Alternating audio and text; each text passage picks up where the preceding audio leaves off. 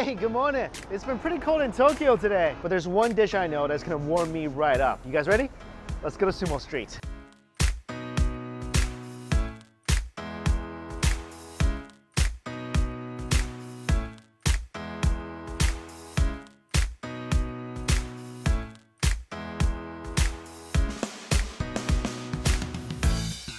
Welcome to Ryogoku. And it's my mistake. This is more of Sumo Town than his Sumo Street. And this is where all the Sumo stadiums, the training centers, and what I'm here for, all the Sumo food restaurants are located. And I'm here for really just one particular dish, the Chanko Nabe. And right now I'm going to a restaurant called Chanko Tomogata. And this place is supposed to be the best at making this dish.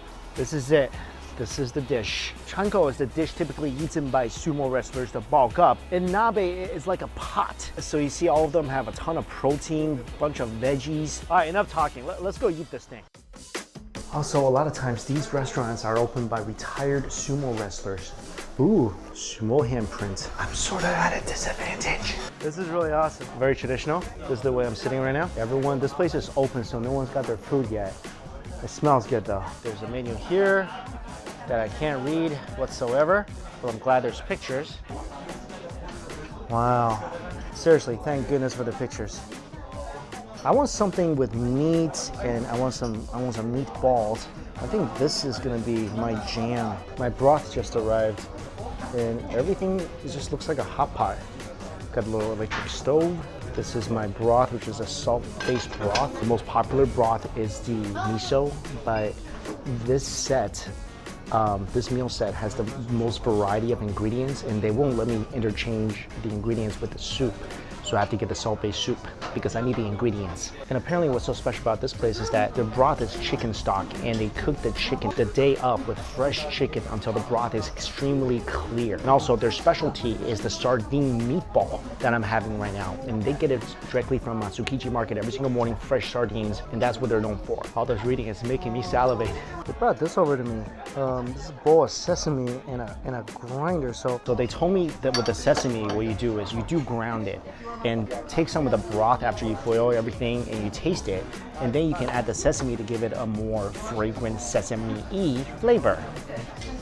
Wow. This smells so incredible. Oh. Oh, nice. Thank you. Hey, that's it? I could eat 3 of those. I'm just kidding. Cabbage, and then some onions, mushrooms, yep. Everything looks very fresh. Chicken, scallop, sardine meatball. Yeah, I heard about those. Tofu skin. Yep. So as a sumo wrestler, they only eat with this one plate? No, like they eat with a very big. Yeah? Pot. Like big everything. So much bigger than what I got. Yeah. Man, I want to eat that. And Do you guys actually serve that? no, like not a big one. You guys don't have the big one. Oh. It's a shame because I could have taken that. All right, I think this is ready. So after it's done, the rest of this meat, yep, cooks really quickly. Yep, don't want to overcook that. I am so ready for this. Wow. That is a supremely flavorful broth. No joke, guys. They weren't kidding when they said they make really good broth. I mean, it's got a really clean taste. This profile is deep. And that broth, of course, is soaked up by all this great cabbage. Great cabbage. Never thought I ever say those words like ever. But when you can soak up that broth, you could maybe even be broccoli and I still might love you. Honestly, like it didn't look to me like this would have that much flavor. I mean, this thing kind of looks a little mundane. It's just like a hot pot soup with no spices in there. But really, there's a ton of flavor in this. I mean, man, don't ever judge a hot pot by its. So I'm gonna take some of that sesame I grounded. Oh, the sesame. Actually, you kind of need to add a lot of sesame and there's a reason why you have to kind of ground it up nicely so it mixes well with your broth. Oh yeah, it's so much better with the sesame even. And there's one thing I want to try. They do give you a little bit of spice here. Just want to try it. And trust me, the original flavoring, it's fine. It's great. But Being a spice head like myself, I just gotta try it. Little heat's good. This is weird to say, but I as much as I love spice, as much as I love heat, I like the regular broth more. All right, moment of truth. Let's try the sardine meatball. Kind of have really high expectations now, so and just oh wow, that popped in half real easy. Ooh, oh that's great. This thing, when you bite into it, it kind of falls apart. Really tender, really gentle, really fragile, and it has a fishy taste to it. Not in a bad way. You can taste the sardine. You can taste how ridiculously fresh. That's what you're tasting. Fresh fish. The texture is almost like half a meatball and half a fish ball. So there is some chew to it, which makes this even more splendid. This is so awesome so far. And all I had was the cabbage and meatball. All right, let's try out the chicken.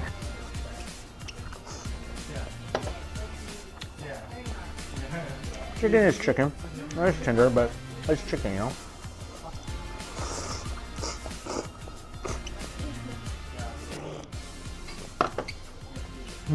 This fish looks insane. Oh, that is a tender piece of fish. Oh,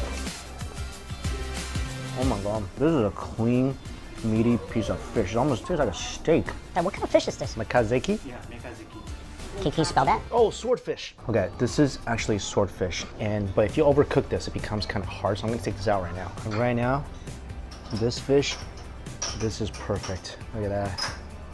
Oh, yes, please. Oh, yes, please. And the salmon, again, breaks off just as easy. This salmon piece is just beyond delicate. Take a swim. It is in your nature. Oh. I just forget about this fish. I'll tell you guys the truth. Before coming here, just seeing the pictures and everything, I didn't think that much about sumo cuisine. I didn't think it was gonna be all that good, but I would eat this every single time I'm back in Japan. Oh, now I'm all warmed up. I know I overcooked this, and that's a shame. Even though I cooked it a long time, that broth flavor just steeped into the meat itself. Like I said, anything added to this magical elixir is gonna taste really good. And throughout my life, I've eaten countless fish balls, like of all sorts. I've eaten fish balls that are bouncy. I've eaten fish balls that are sticky.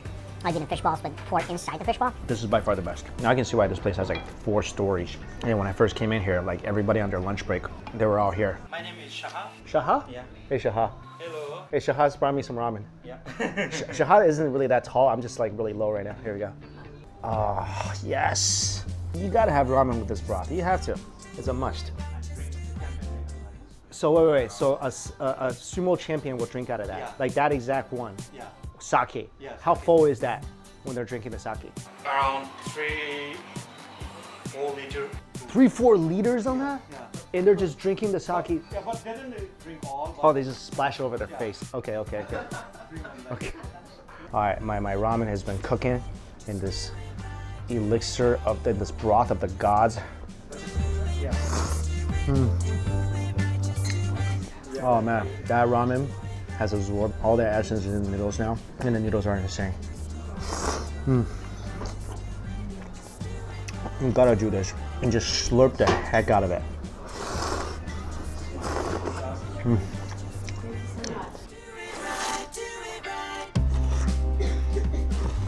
Down to my last meatball, my last strand of noodles.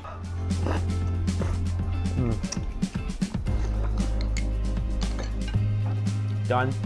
What a great meal. So I would 100% recommend you guys, if you're in Tokyo, come eat some sumo food. All the information for this place is listed for you in my description box below. This, honestly, this environment is great. It's very traditional. The owner, actually met her. She's fantastic. Everyone's so nice here. If you're gonna go anywhere for sumo food, I would recommend coming here. All right, thank you all so much for watching. And until we eat again, I'll see you later.